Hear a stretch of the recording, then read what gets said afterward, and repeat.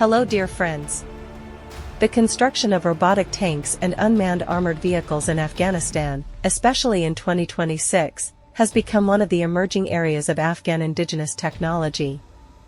This process, which previously began with individual initiatives, has now reached more advanced stages.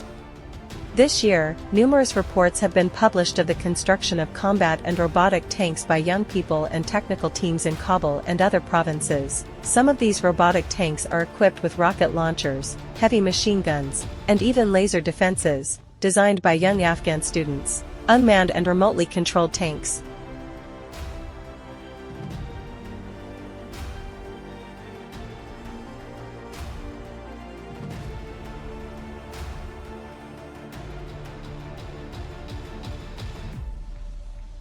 The development of unmanned ground vehicles, UGVs, in Afghanistan is mainly focused on two goals: reducing human casualties. Military robots are designed to replace soldiers on the front lines and in dangerous areas, such as mine-infested areas. Indigenous robotic tanks are remotely controlled, and some can move heavy loads or perform launching operations on enemy positions. Although the construction of these tanks demonstrates technical talent in Afghanistan, there are still challenges. Most of these projects are built with personal funds or family loans, using recycled materials and scrap parts.